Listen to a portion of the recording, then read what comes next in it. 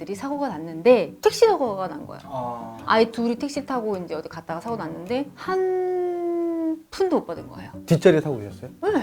택시에 대해서 배상이 안 됐어요? 안 됐어요. 택시 회사 측에서도 보상을 해줘야 되는 부분. 정말 단 1원도 못 받았어요. 있을 수 없는 일이잖아요. 네. 네. 그래서 너무 억울하고, 그러니까 보험회사에 대한 이런 거가 있을 수 없다. 보험회사의 얘기를 들어보면 이걸 안 들으면 안 될 것 같아요. 또 혹하잖아요. 이걸 안 들고 어떻게 이 험난한 세상을 살 수 있는가 또 싶기도 하고, 뭐가 맞는지 오늘 하나하나 좀 짚어보려고 도움을 청하려고 여러분들을 좀 모시고 네. 얘기를 해보려고 합니다. 간단하게 자기소개 좀 부탁드릴게요. 네, 저는 최용준 지점장이라고 합니다. 정주화 부지점장으로 있고요. 네. 저희는 이제 부부인데 같이 보험 지점을 운영하고 있습니다. 그래서 보험 설계부터 변호사, 손해사정사 분들과 협력을 해서 고객분들의 이제 부지급권까지 도와드리는 일을 하고 있습니다. 아, 억울한 일도 같이 이렇게 풀어드리시고 간지러운 부분도 좀 긁어주시고 그러시나 봐요. 네, 네. 오늘 궁금한 얘기가 너무 많아요. 제가 엉뚱한 질문을 좀 드릴 수 있으니까 좀 귀엽게 봐주시고 해주세요.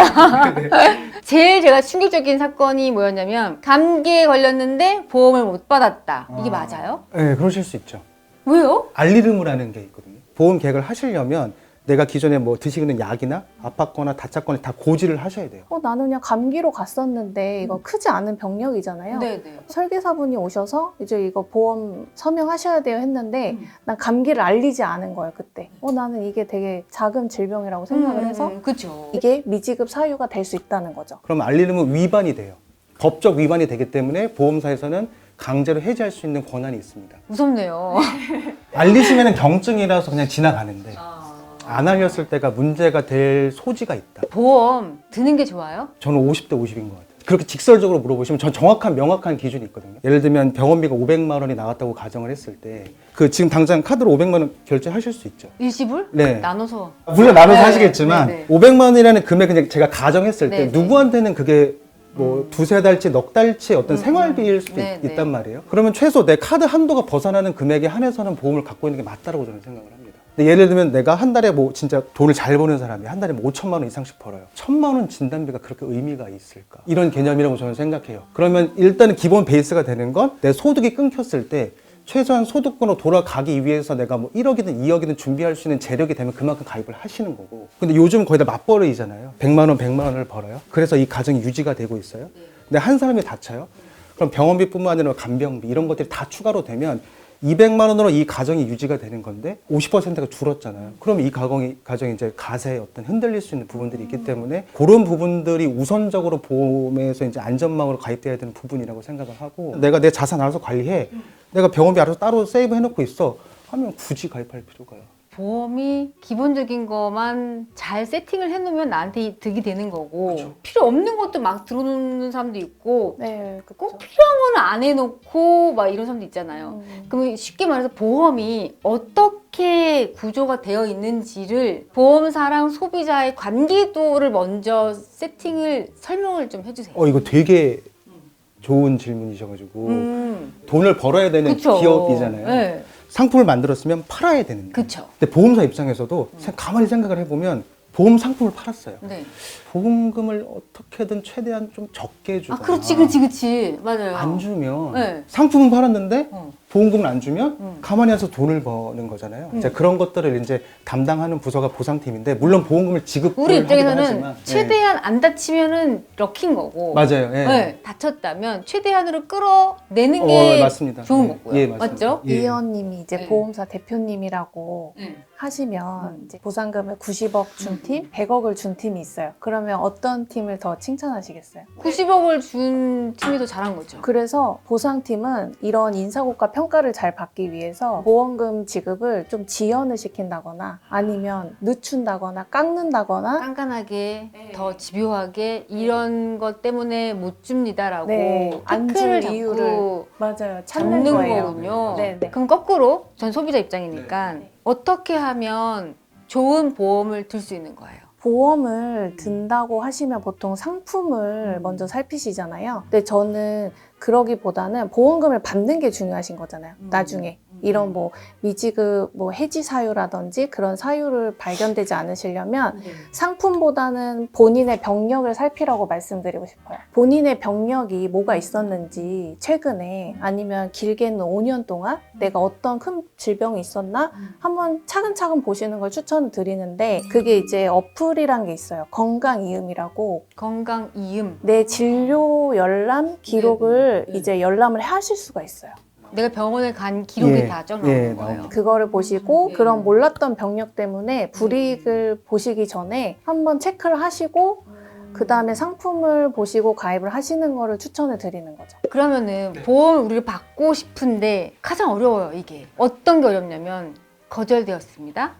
아니면 그쪽에서 요즘 어플로 뭔가 신청을 하죠. 네, 많이. 서류를 내라고 해서 냈어요. 그랬더니 거기서 대뜸 전화가 와요. 듣도 못한 단어를 써가면서 저에게 다다다다다 얘기하는데 저는 약간 얼음이 돼요. 사실 저가 그렇게 막 할머니가 아니기 때문에 싸울 수 있는데도 불구하고 얼음이 되는데 어떻게 해야 되지 이럴 때는? 상품을 가입하셨을 때 받는 증서는 너무 두껍고 맞아요. 증권은요 그냥 영수증이거든요. 커피 드시면 이제 뭐 아메리카노, 카페라떼 적혀 있는 얼마. 디테일한 설명이 들어가 있는 게 약관인데 약관 각 가입하신 해당 보험사 홈페이지에 공시실이라는 데가 있어요. 거기 검색하셔서 본인이 가입한 상품명을 또 검색을 하셔야 되고 다운받으시면 PDF 파일로 한 못해도 300페이지에서 많게는 700~800페이지가 되거든요. 나옵니다. 그러면 청구를 하셨던 병명을 거기서 또 검색을 하셔가지고 약관 해석이 맞는지 안 맞는지 또 확인을 하셔야 되는데 사실 거의 쉽지가 않죠. 근데 웃긴 건 보험사에서는 법적으로 내 홈페이지에 공시를 해놨기 때문에 내가 알렸잖아. 네가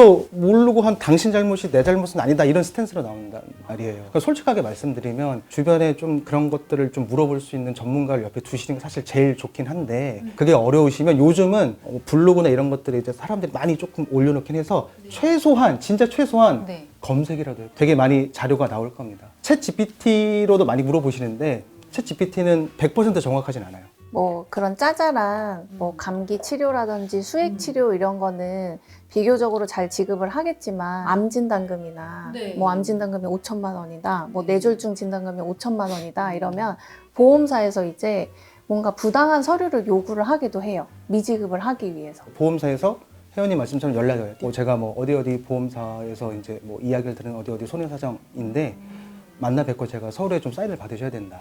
보험사에서 제가 뭐 나온 건 아니고 보험사 얘기를 듣고 제가 몇 가지 확인차 나온 거니까 이게 사인만 몇 개 해주시면 제가 보험금 최대한 빨리 받게 해드리려고 하는 거거든요. 제일 무서워. 이런 말 제일 무서워. 근데 서류 이름도 너무 어려워서 처음에는 이제 진료 기록 열람 동의서라는 게 있는데 많이 들어봤어요. 이건 뭐냐면 수술이든 진료를 받으셨잖아요. 이 병원에 가서 손해사정사가 실제로 어떤 진료를 받았는지 서류를 떼보겠다.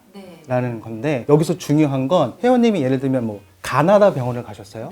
그럼 그 서류에 가나다 병원이 기재가 돼 있어야 돼요. 가나다 병원이 기재되어 있지 않은 상태로 사인을 하면 복사해서 내가 동의하지 않은 병원에 갈 수가 있습니다. 뭐 MRI 때문에 입원했던 이력이 없나 이런 걸 찾는 거예요. 왜냐하면 그게 나오면 보험금을 안 줘도 되니까. 그래서 여기서 중요한 건 사인을 해주시되 동의를 한 병원만 가게끔 병원명이 적혀 있는지 꼭 확인을 하셔라. 그 다음에 이제 두 번째가 이제 면책동의서, 부재소 합의서라는 게 있는데 말이 어렵죠. 네. 면책동의서 보험금 안 줄 거야. 알았어, 오케이 할게. 이게 면책동의서예요. 부재소 합의서 같은 경우는 뭐냐면 보험금 안 줄 것 같은데 그럼 소송 갈래. 그럼 소송 안 간다는 거에 사인해. 알았어. 약간 이런 개념으로 생각을 하시면 되고. 그래서 이 두 가지 서류는 굳이 사인을 절대 하지 않으셔도 돼요. 그러니까요. 사인하면 안 되죠. 네. 잘못됐으면 소송 가야죠. 네, 그렇죠. 그렇죠. 네. 근데 이제 그런 것들을 이제 미리 설명을 하긴 하는데 이게 면책동의서고 부재소 합의서인데 여기는 이제 뭐 나중에 문제 생기시면 뭐 소송 진행하지 않겠다 이렇게 뭐 사인해 주시는 거고요. 그냥 이거는 뭐 이렇게 해서 이렇게 약간 이렇게 가면 어렵잖아요. 그리고 특히 어르신분들은 이거 보험금 빨리 지급해드릴 테니까 서명하세요 이러면은 막 하시는 경우가 많으세요. 네, 물론 이제 업계에서 이제 정상적으로 일하시는 손해사정사 분들도 많은데 어쨌든 좀 어떻게든 좀 자기 이득을 좀 가져가려고 하시는 분들이 있기 때문에 그리고 이제 하이라이트가 있는데 네. 의료 자문 동의서라는 게 있습니다. 의료 자문 동의서. 이게 뭐냐면 회원병원에서 네. 수술을 받았어요. 네. 그래서 보험사에 청구를 했어요. 근데 보험사에서 나와서 뭐 하는 얘기가 뭐냐면 회원병원 잘 하는 거 알겠는데 내가 저기 가나병원에 한번 물어볼게. 그래서 나는 만난 적도 없는 가나병원 의사한테 그 서류를 주는 거죠. 네. 그러면 가나병원 의사가 요거는 1,000만 원이 아니라 300만 원 줘도 될 것 같은데? 어머, 혹은 내가 이거는 과잉 진료야. 그 의사가 짰는지 어떻게 알아? 근데 정확하게 말씀을 해주신 거예요. 오, 자문 맞아요. 의료비라는 게 네. 갑니다. 보험사에서 의사들한테. 또 이게 나쁘게만 생각하실 게 아닌 게 거의 대한민국에는 거의 모든 병원 의사들한테 자문 의료비가 가긴 해요. 그럼요. 실제로 자문을 해야 되는 상황이 그렇죠. 있으니까. 네. 근데 문제는 내 편이 아닌 경우가 훨씬 많다라는 거고. 문제가 팩트 되는 게 체크만 해주시면 너무 감사한데 네, 맞아요, 아닐 맞아요. 수 있으니까. 맞아요. 네. 그래서 나는 해원병원에서 해원 선생님한테 진료를 받아서 해원 선생님의 소견이 무시될 수 있는 경우가 있다. 아, 난 그거 들어본 것 같다, 진짜. 네.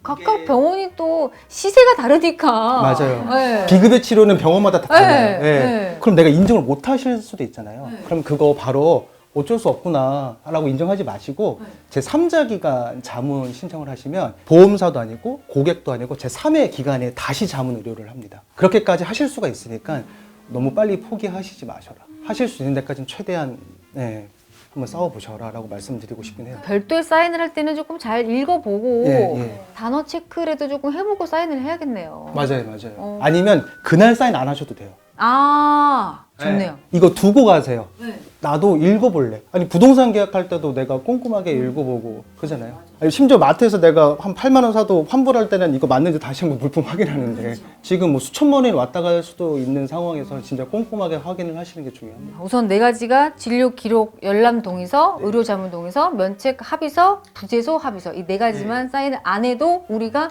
보험금을 돌려받는 데에 이득이 될 수 있다라는 거죠. 그러니까 진료기록 열람 동의서는 사인을 해주시긴 하셔야 됩니다. 어. 면책 동의서, 부재소 합의서는 굳이 사인해 주실 필요는 없다. 의료 자문 동의서는 상황에 따라서. 그래서 일단 사인하지 마시고 서류를 두시고 일단 뭐 주변에 물어보실 수 있는 데가 있으면 확인이라도 한번 해보시고 진행을 하셔라. 한마디로 정리하면 그날 사인 안 해도 된다.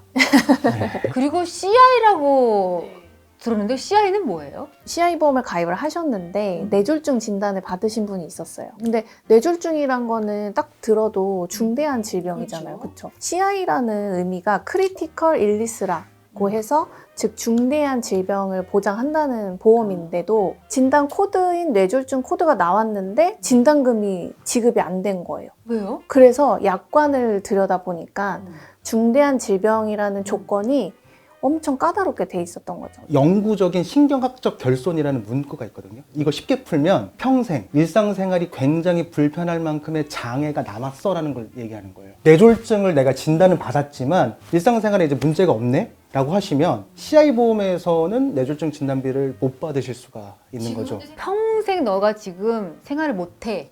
이렇게 돼야 지급을 하겠다. 네. 이런 어르신들이 자주 쓰는 풍.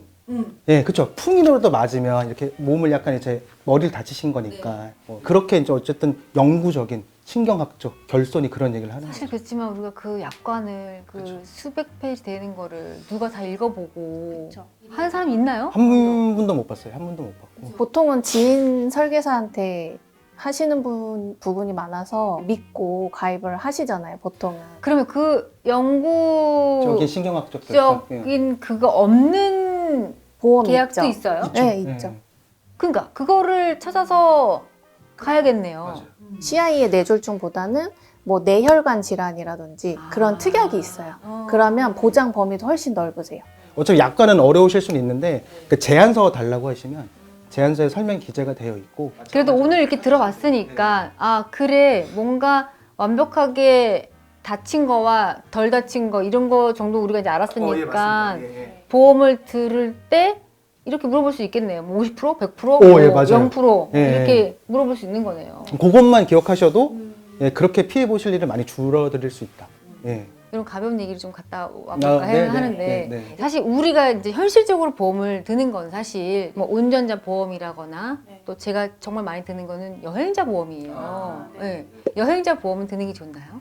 네, 당연하죠. 그것도 되게 선택이 되게 많았었어요. 어느 정도 보장이 된다고 하면 어느 정도 들으면 좋을지. 이제 특약으로 따져보면은 굳이 빼셔도 되는 특약이 있는데 이제 국내 치료비라는 특약이 있어요. 그거는 어차피 해외여행에서 아팠는데 국내에서 이제 들어와서 치료를 받아야 보장받는 특약이거든요. 그건 어차피 실손보험이 가입이 되어 있으시면 또 중복 보상이 안 되세요. 국내 치료비 특약은 굳이 가입 안 하시고 빼시고 해외 치료비라는 특약이 있을 거예요. 그거를 가입을 하시는 게 그러려고 보통 드는 거죠. 왜냐면 네. 제가 한 번은 해외 나갔었는데 응급실을 간 거예요. 아. 그때 여행사에서 들어준 것 같아. 그냥 서비스로. 근데 그거를 했더니 병원비가 되게 적게 나왔어요. 그리고 혜택을 보셨네요. 어마어마하던데요, 병원비가. 해외에서 진료비가 적게 나오게 하려고 여행자 보험을 드는 거죠. 그쵸, 그쵸. 그렇게 된다 그러면은 한국에 와서는 진료 못 받는 거잖아요. 그쵸. 그거는 이제 실손보험이나 그런 개인 보험으로 혜택을 보시면 되고, 또 실제 발생 가능한 일이 있잖아요. 해외여행 가시면은 이제 항공기가 지연이 된다거나, 그래서 대체 항공편을 기다리다가 숙박을 하실 수도 있고, 아니면 음식을 뭐 사 먹어야 될 수도 있잖아요. 그런 거는 이제 항공기 지연 비용이라는 특약이 있어요. 그래서 그거를 가입을 하시는 걸 추천을 드리고, 또 여권을 분실하는 경우도 꽤 많잖아요. 네. 네, 그래서 여권 분실했을 때 재발급 비용 특약 이런 것도 있거든요. 그래서 좀 그런 특약을 잘 보시면서 꼼꼼하게 챙기시면 좋으실 것 같아요. 그 항공기 결항도 보니까 지연 보니까 4시간이었더라고요. 그래서 항상 보면 3시간 30분 만에 비행기가 뜨더라고요. 그거 이상 지연된 적은 없었던 것 같아요. 아, 30분만 더 있으면 받겠다 이러고 열받아갖고 이러고 있으면 비행기 착륙합니다. 뭐 이륙합니다. 약간 이런 거 나오더라고요. 네. 그리고 최근에는 제 지인들 중에 화재 보험에 들었는데 집안에 명품 가방이 다 탔다고 하더라고요. 아, 예. 근데 보장을 생각보다 많이 못 받았다고. 이유가 밖에서 나무까지로 인해서 불이 이렇게 들어와서 내 집에 이렇게 나무가 있어도 나무까지가 밖에 이렇게 나가잖아요. 불이 이렇게 들어와서 화재가 생긴 거예요. 하여튼 그래서 화재 보험은 드는 게 좋다 안 좋다. 화재보험도 마찬가지로 30평대 기준으로 10,000원대거든요. 그러니까 이게 비싸게 가입하시니까 계속 이런 질문을 하시는 거예요. 아, 한 달에 5만 원. 하나에 5만 원이 문제가 아니라 이거 들다 보니 많아지는 거니까 부담스러운 근데 거예요. 되게 웃긴 게 뭐냐면 이제 실제 그런 좀 명품이나 이런 좀 뭔가 네네. 보관하시는 분들한테 가셔서 설계사가 이 한마디 할 거예요. 애기들 지키셔야 되잖아요. 아 이런다. 한 달에 5만 원이면 그래도 맨날 치킨 한 마리. 치킨 한 마리 드시고 보통 30평대 10,000원대이기 때문에 제일 저렴한 거고 화재 보험의 키포인트는 그겁니다. 만약에 우리 집에서 불이 났어요. 번졌습니다. 그럼 타인의 집에 갔어요. 그게 문제죠. 그죠? 이런 것들인 거고 그다음에 집기료나 이런 것들도 왜 그렇게밖에 보상을 받으실 수가 없냐면 사는 순간 중고가 되죠. 보험사에서 가격 측정은 그렇게 되는 거죠. 내가 하루라도 갖고 있었으면 이 얘기했어요, 맞아. 현 시점에서 감가상각을 한 금액이 보상을 하는 거기 때문에 당연히 그렇게 좀 그리고 보증서가 다 탔다는 이유로 또 안 됐다는 얘기도 있고. 그거는 좀 실리를 좀 따져보실 필요가 있는 부분이긴 한데 제일 중요한 거는 나로 인해서 타인의 집에 피해가 갔을 때가 좀 크죠. 펫보험도 괜찮은지 아닌지도 진단을 한다면 너무 괜찮은 보험인 게, 그거는 이제 실손보험이에요. 강아지 실손보험인데 진료비가 많이 나오잖아요, 강아지들이. 그리고 특히 나이가 먹으면 먹을수록 아프잖아요. 어릴 때일수록 가장 저렴하더라고요, 펫보험이. 그래서 어렸을 때 병력이 없을 때 꼭 미리 가입을 하셔라. 사람이랑 똑같습니다. 나이가 더 먹으면 가입이 안 되고요. 5살, 6살, 7살 넘어가는 순간 보험료가 매우 비싸져요. 미리 그거를 가입을 해두시고 준비를 하시는 걸 전 추천을 드려요. 금액적인 게 부담이 되시면 뭐 지금은 70% 보장받는 거, 50% 보장받는 거 이렇게 나뉘어져 있기 때문에 합리적으로 선택하시면 아니, 저희는 사담이지만 고양이 키우는데 고양이 증권이 이렇게 나왔는데 너무 귀엽더라고요. 고양이 이름이 깡패여가지고. 어머. 여하튼 저한테도 너무 유익했고 제2의원 구독자분들께서도 너무 유익하신 부분이었으면 좋겠습니다. 또 이렇게 궁금하신 부분 있으셨으면 저희에게 댓글 남겨주시고 메시지 주시면 저희가 이렇게 마음대로 이렇게 크크 해가지고 재밌게 궁금증을 풀어보도록 하겠습니다. 다음 주에 더 재밌는 내용으로 찾아뵙겠습니다. 감사합니다.